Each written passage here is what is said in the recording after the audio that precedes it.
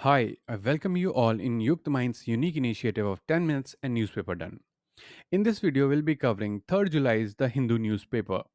You can download the PDF of these news from our website www.yuktmind.com under the Current Affairs tab. You can also download the PDF from our Telegram channel, the link of which is given in description below. At the end of this video, we'll be discussing one question asked in UPSC prelims of previous years. So let's get going. So, in this video, we'll be covering 5 news, starting with Mission Vatsalya, IMT Highway, IMF's view on crypto market, osmosis, and finally, India China relations. So, the first news, which comes under the topic welfare schemes for vulnerable sections of the population. So, Union Women and Child Development Minister Smriti Irani said that childcare homes had helped 7 lakh children across the country in the past 9 years, even as she asked these institutions to look into the infrastructure gaps present in their respective areas. So, earlier, under Child Protection Services, rupees 2000 a month was offered for non institutional childcare. Now, this has been increased to rupees 4000 a month under Mission Vatsalya. So, what is Mission Vatsalya? It's an umbrella scheme for child protection services in the country. So, components under Mission Vatsalya include improve functioning of statutory bodies, strengthen service delivery structures, upscale institutional care and services, encourage non institutional community based care, emergency outreach services, training, and capacity building. So, the objective of Mission Vatsalya is to secure a healthy and happy childhood for each and every child in the country. It promotes family based non institutional care of children in difficult circumstances based on the principle of institutionalization of children as a measure of last resort. The scheme is implemented as a central sponsored scheme in partnership with state and UTs. Mission Vatsalya scheme supports the children through non institutional care under private aided sponsorship, wherein interested sponsors can provide assistance to children in difficult circumstances. The second news comes under the topic India and its neighborhood relations of GS Paper 2.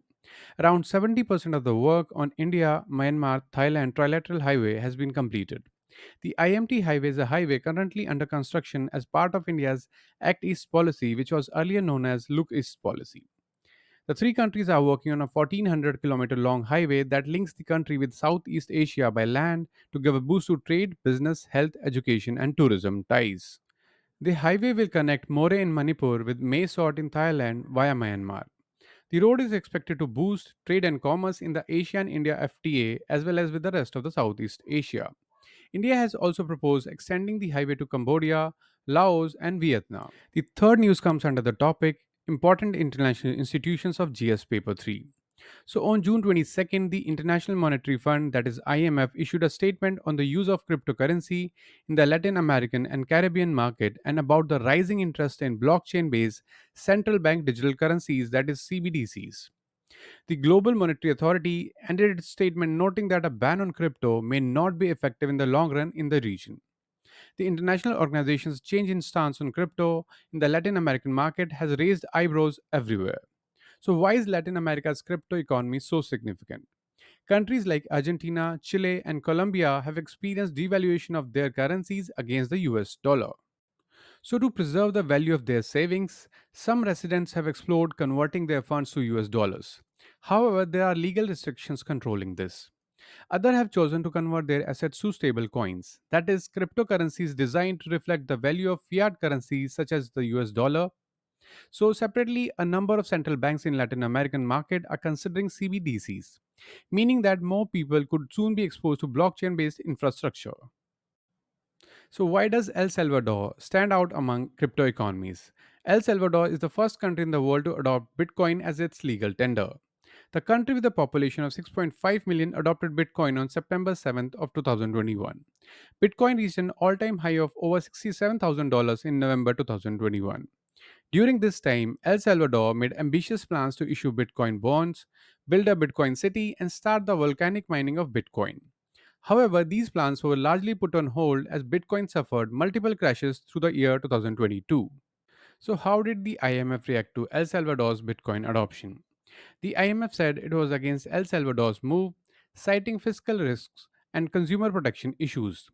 According to its statement, IMF's executive directors urged the authorities to narrow the scope of Bitcoin law by removing Bitcoin's legal tender status.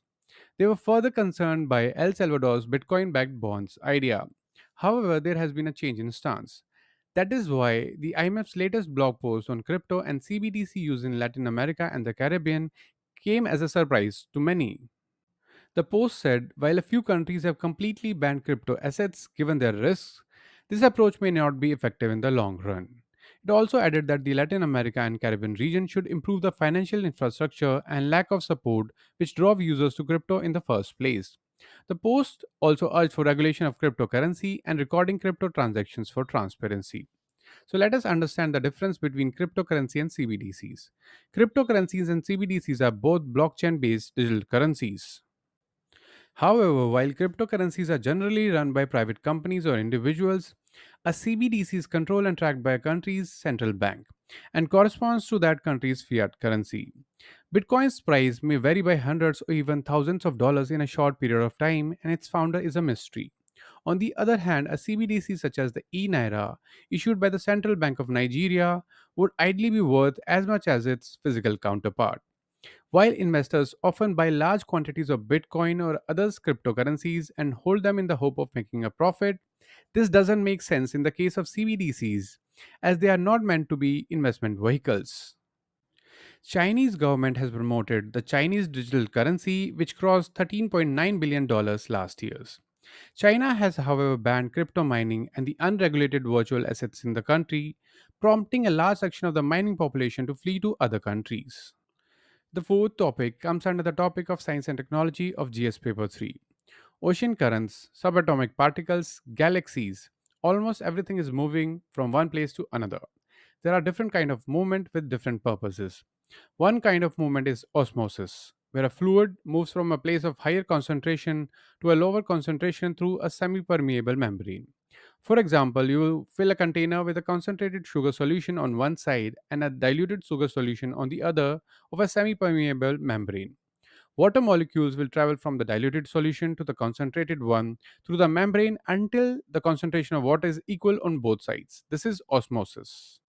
A German plant physiologist named Wilhelm Pfeffer first thoroughly studied osmosis in 1877. This process is incredibly important in biology, where liquids move from one part of an organism to another through cellular membranes that are semi permeable. In trees, osmosis is part of a pumping system that transports water and nutrients up from the roots to the leaves. The final news of the day comes under the topic India and its neighborhood relations of GS Paper 2. So, 3 years after the violent clash between Indian and Chinese forces in Galwan Valley, followed by tanks facing each other around the Pangong Tso, a lake spanning eastern Ladakh and western Tibet, there is hectic activity in the area from both sides. While China is rushing to complete a bridge across the Pangong Tso, connecting the north and south banks, India is also building a black topped road on its side on the north bank.